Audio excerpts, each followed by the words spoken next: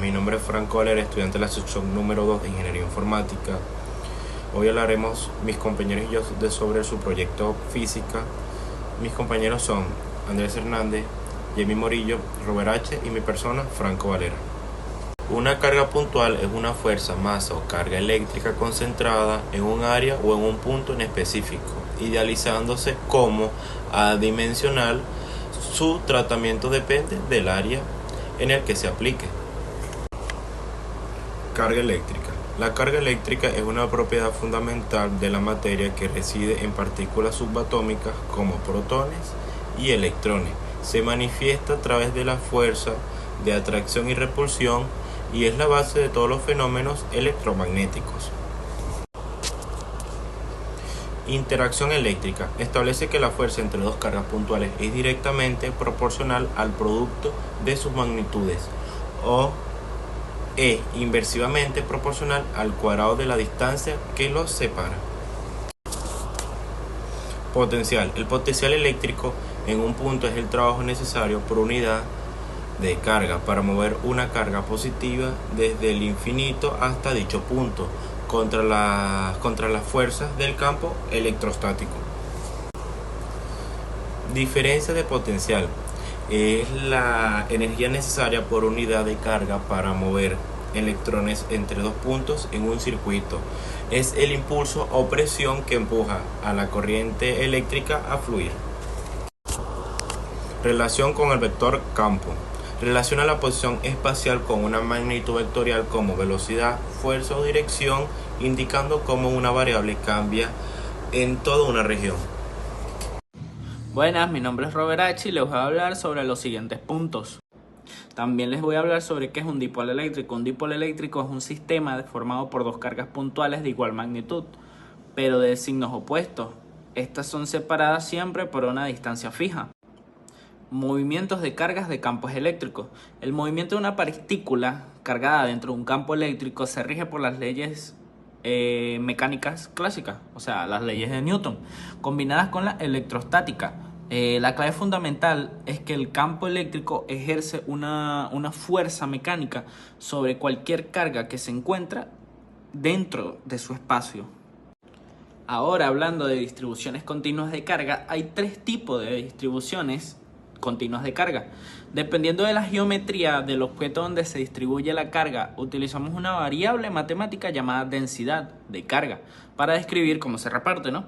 Estos tres tipos de distribuciones son la distribución lineal, la distribución superficial y la distribución volumétrica. Y como último punto que me tocó, las densidades de carga, existen tres tipos de densidades de carga, que sería la densidad de carga lineal, la densidad de carga superficial y la densidad de carga volumétrica. La densidad de carga lineal es una magnitud que mide la carga eléctrica por unidad de longitud en un cuerpo que se idealiza como unidimensional. La densidad de carga superficial es una magnitud física que mide la carga eléctrica por unidad aérea distribuida sobre la superficie de un cuerpo bidimensional.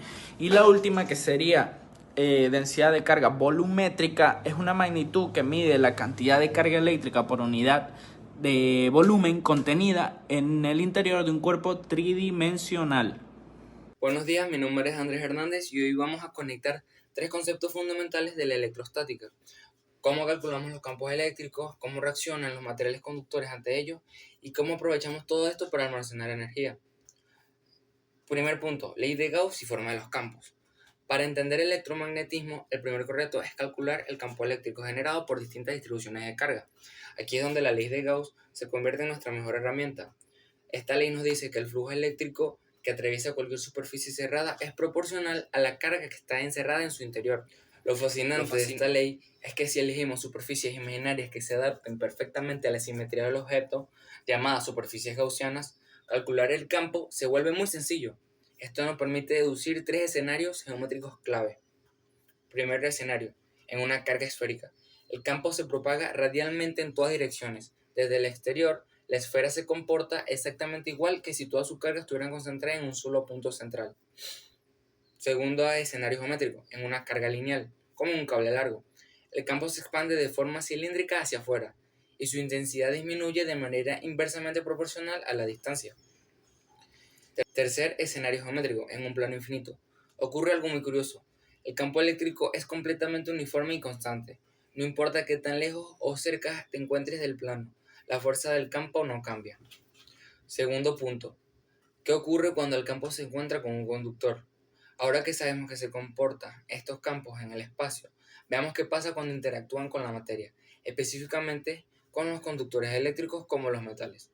En un conductor, los electrones tienen total libertad para moverse. Si aplicamos un campo eléctrico, las cargas de metal experimentan una fuerza y empiezan a bailar, reacomodándose en una fracción de segundo hasta alcanzar el equilibrio electrostático.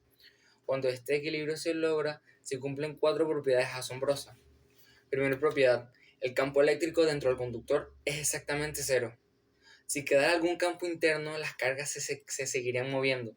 Como se detienen, deducimos que el campo se ha anulado por completo. Segunda propiedad, toda la carga neta se desplaza a la superficie externa. Al repelerse entre sí, las cargas buscan alejarse lo máximo posible, acumulándose en el exterior. Tercera propiedad, el campo justo afuera es perpendicular a la superficie. No puede tener componentes inclinadas, ya que eso obligaría a las cargas superficiales a seguir moviéndose. Cuarta propiedad, todo el conductor se convierte en un espacio equipotencial. El potencial eléctrico es el mismo en cualquier punto del objeto, lo que significa que no se requiere trabajo para mover una carga de un lado a otro del metal. El ejemplo más famoso de esto es la jaula de Faraday. Si un rayo golpea un coche, el campo interno sigue siendo cero y la carga fluye solo a la carrocería exterior, protegiendo a los pasajeros. Tercer punto, condensadores. Entendiendo cómo se distribuyen las cargas en los conductores, la física dio el siguiente paso lógico. ¿Cómo podemos usar esto para almacenar esa energía? La respuesta son los condensadores o capacitores. Un condensador no es más que un dispositivo formado por dos conductores, separados por un espacio vacío o un material aislante. Al conectar el dispositivo a una batería, una placa se llena de carga positiva y la otra de carga negativa. La capacidad de este sistema para almacenar carga por cada voltio aplicándose se conoce como capacitancia. Si analizamos el modelo más común, el condensador de placas paralelas, descubrimos que gracias a la ley de Gauss, que el campo eléctrico se queda atrapado uniformemente entre ambas placas, su capacitancia dependerá exclusivamente de su diseño geométrico. A mayor área de las placas y menor distancia entre ellas, más energía podemos almacenar. Finalmente, si introducimos un material aislante llamado dieléctrico entre las placas, las moléculas de este material se alinean con el campo eléctrico, lo debilitan y permiten que el condensador almacene todavía más carga sin aumentar voltaje. Para concluir, como pueden ver, estos tres conceptos forman una cadena perfecta. La ley de Gauss nos enseña las reglas de los campos eléctricos. Las propiedades de los conductores nos muestran cómo reacciona la materia a esos campos. Y los condensadores son la aplicación ingenieril que nos permite domesticar esa energía para hacer funcionar desde el flash de una cámara hasta la memoria RAM de nuestras computadoras. Eso es todo, muchas gracias por su atención. Muy buenos días, mi nombre es Jay Morillo y hoy le voy a hablar sobre el campo eléctrico en la materia. Cuando un campo eléctrico externo interactúa con un material, este no se comporta igual que si es un conductor que si es un aislante. En conductores, los electrones libres se mueven rápidamente hacia la superficie hasta que el campo eléctrico en el interior se vuelve cero en condiciones electrostáticas. Y si es aislante o dieléctrico, no hay electrones libres para moverse por todo el material, pero los átomos o moléculas se reordenan o se estiran ligeramente. Este fenómeno se conoce como polarización y crea un campo eléctrico interno que debilita, pero no anula el campo externo. Condensadores. Los condensadores son un dispositivo diseñado comercialmente para almacenar energía eléctrica potencial y carga eléctrica. Su estructura básica se conforma con dos conductores o placas separados a distancia corta uno al lado del otro por el vacío o por un material aislante, y su capacidad, que es la propiedad que mide cuánta carga puede almacenar un condensador por cada voltio de diferencia potencial aplicada entre sus placas, se define matemáticamente como C, que es igual a Q sobre B. Propiedades electrostáticas de los dieléctricos. Los dieléctricos son materiales técnicamente aislantes como el plástico, el vidrio, el papel o el agua pura, que se introducen entre las placas de un condensador para modificar su comportamiento. Aumento de la capacidad. Al introducir un dieléctrico, al campo eléctrico entre las placas disminuye debido a la polarización, como el voltaje disminuye por una misma carga y la capacidad del condensador aumenta. La constante de Lie eléctrica es un factor dimensional propósito de cada material que indica cuántas veces aumenta la capacidad del condensador en comparación del vacío. Y la rigidez dieléctrica es el campo eléctrico máximo que el material puede soportar antes de que sus electrones sean arrancados violentamente, convirtiéndose temporalmente en un conductor, lo que causaría una chispa o una ruptura. Energía del campo eléctrico. Para cargar un condensador es necesario realizar un trabajo, mover cargas en contra de las fuerzas repulsivas. Ese trabajo se almacena en el espacio entre las placas en forma de energía potencial eléctrica. La energía almacenada se puede evaluar mediante diferentes fórmulas equivalentes según los datos que tengas. Y la densidad de energía, físicamente la energía no está pegada a las placas, sino distribuida en el propio espacio donde existe un campo eléctrico.